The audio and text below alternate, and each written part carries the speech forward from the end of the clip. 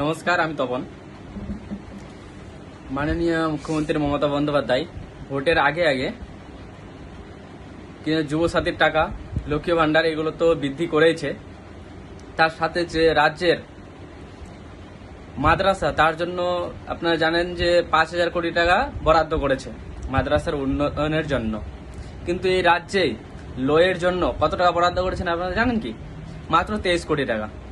সেখানে উত্তরপ্রদেশের আপনাদের বাজেটটা বলে দিচ্ছি, প্রায় 9,845 কোটি টাকা এই লয়ের জন্য বরাদ্দ করেছে উত্তরপ্রদেশ সরকার। আর আমাদের এখানকার সরকার যে ল, তার জন্য শুধু 23 কোটি টাকা বরাদ্দ করেছে। তো মাননীয়ার কাছে প্রশাসন, আইন এসবের ঊর্ধ্বে মাদ্রাসার আগে উন্নতি হবে, তারপরে আইন ব্যবস্থা, শিক্ষা ব্যবস্থা, স্বাস্থ্য ব্যবস্থা এগুলো হবে। একটা ধর্মের রাজনীতি, একটা ধর্মের মানুষদের ভোট ব্যাংকের জন্য এই মাননীয় কতটা নিচে নেমে গেছে যে রাজ্যের উন্নয়নে বাধা সৃষ্টি করছে। মাদ্রাসা দিয়ে শুধু কার উন্নতি হয় বা কোন সম্প্রদায়ের উন্নতি হয় এটা নিশ্চয়ই আপনাদের সকলকে বোঝানোর প্রয়োজন নেই।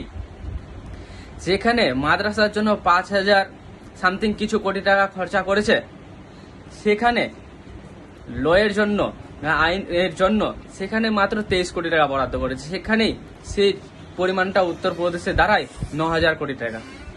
আপনারা সেই তফাৎটুকু দেখতে পাচ্ছেন যে একটা সম্প্রদায়কে খুশি করার জন্য এই মাননীয়া কতটা এই রাজ্যকে নিয়ে ছিনিমিনি খেলছে। 2026-এ ভোট আপনারা জেনে বুঝে তারপরে ভোট করুন এবং এই রাজ্যটাকে বাঁচান। ভিডিও ভালো লাগে লাইক, শেয়ার, কমেন্ট করে পাশে থাকুন। ধন্যবাদ।